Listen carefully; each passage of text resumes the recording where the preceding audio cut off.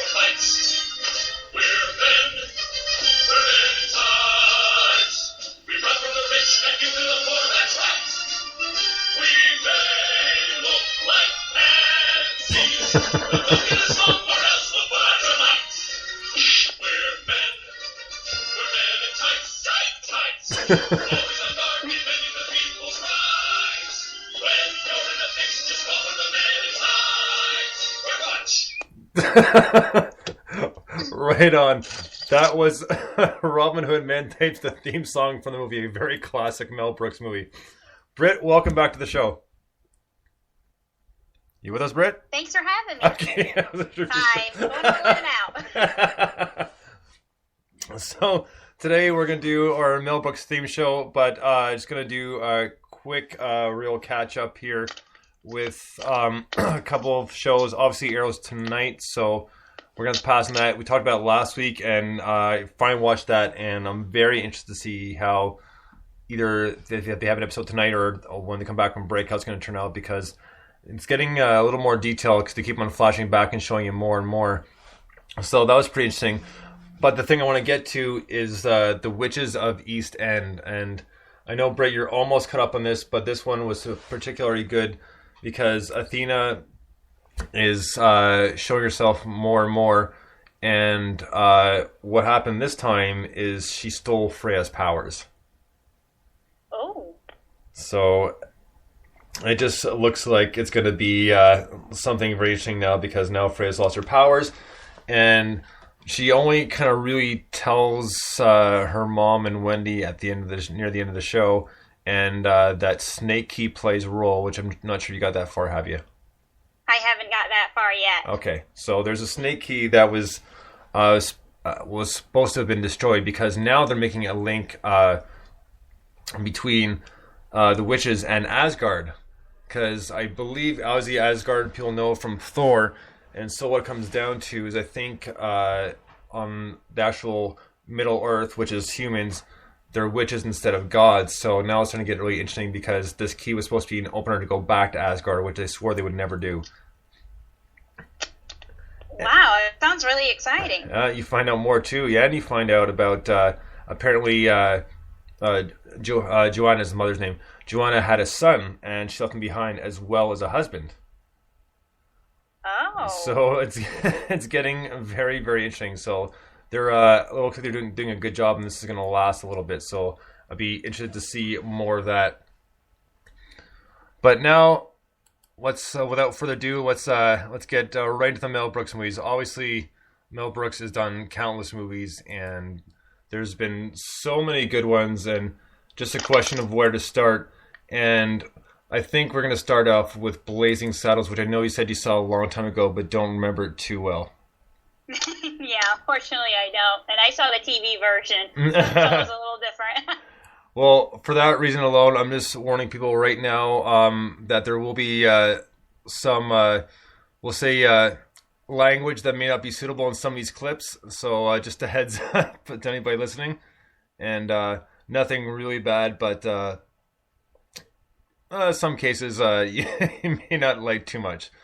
So I couldn't find too many clips of it, but pretty much the scenario of the movie is it's set back in the Old West, and it's all about the land in that case. So they figure if they bring in an African American sheriff, then they can get the town for cheap and use it for the railway, which doesn't happen. And what happens with this one is the sheriff is actually a lot smarter than these townspeople think he is. And of course, Gene Wilder's in it as a sidekick, and he pretty much their version of Billy the Kid, which makes it that much more interesting. And I couldn't find too many clips that I was willing to play just because of the content. And even for 1974, it was beyond the time. And this is a funny movie, but it's still, in some cases, slightly racist. But I mean, there's a good spin on it, so it kind of turns around in the end. But we're gonna listen to a quick clip here, and Mel Brooks is the mayor of this town, and he's trying to be convinced to sign something. So let's check out this clip from Blazing Saddles. And anytime now, kick you up.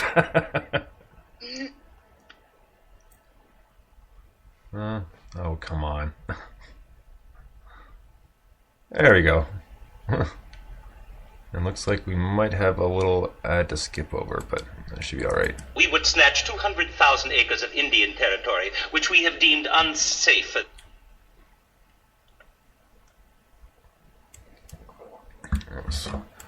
Oh, come on. It seems to be wanting to do a little...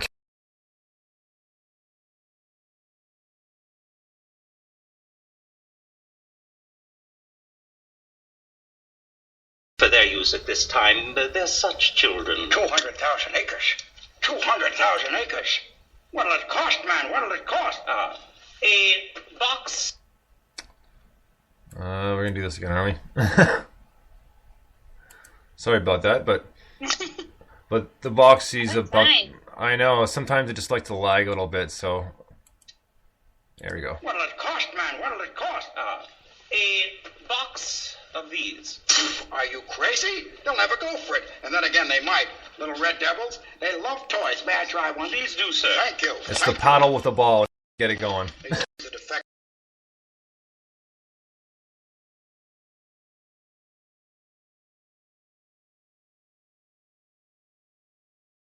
Okay, give us a hand here. All right, sir. Work. Hello, boys. Have a good night's rest. I missed you. Just one more bill for you to sign, sir. What the hell is this? This is the bill that will convert the Oh, of course. state hospital for the...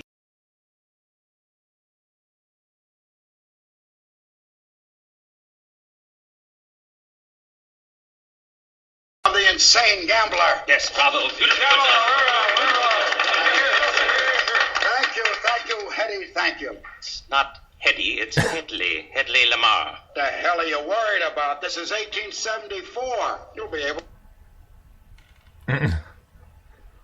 to sue her.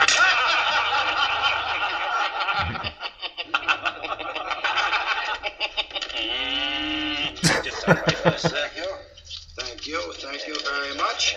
All right, help me in with this. Help me.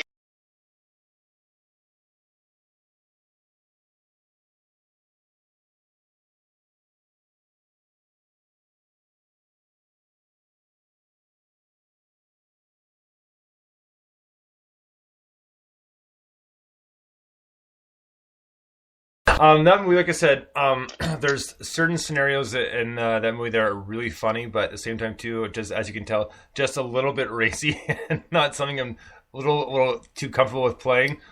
But we can move on to the next one, which is History of the World Part 1, which I don't believe you've seen there. Is that correct, Britt? That's correct. Okay.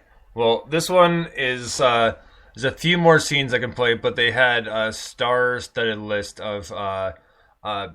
actors and actresses: Madeline Kahn, Gregory Hines, obviously Mel Brooks, Bea Arthur, Dom DeLuise. The list goes on, and they pretty much go through the entire history up to the present day, which is right on the time, which is about 1977. So all the big things: the Inquisition, the Spanish Inquisition, the war, how music was discovered by cavemen dropping rocks on each other's feet. so it was done fairly well, and the clip we're going to get to in a minute is a mock-up of The Last Supper, which is quite funny, whether you see it or hear it. So we're going to get to that in just a minute here. But that movie is so well done, and just even the little cameos by the different actors and actresses in it just makes it worthwhile. And Dom DeLuise, honestly, is actually pretty funny in that. And it's just so ridiculous, but so funny. So we're going to check out a clip here in just one moment of The Last Supper, at least their mock-up of The Last Supper. And it'll only be a few seconds. Hey guys, you gotta skip it. Videos on my channel at youtube.com/. And there we go. The only annoying thing about finding some clips on YouTube.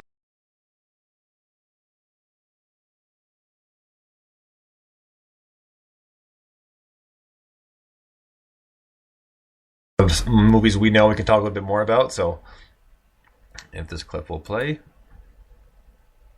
any moment, there we go. Can't get any good help today.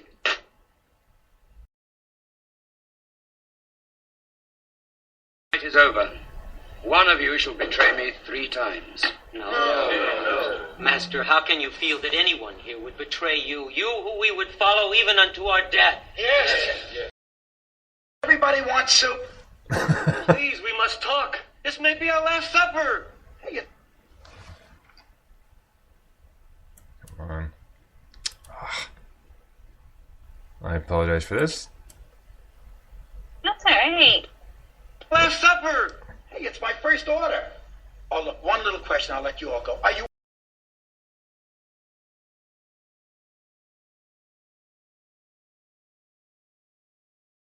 In this case, everybody wants to know, Mel Brooks is a waiter at The Last Supper, trying to take everybody's orders. Yea, so you say.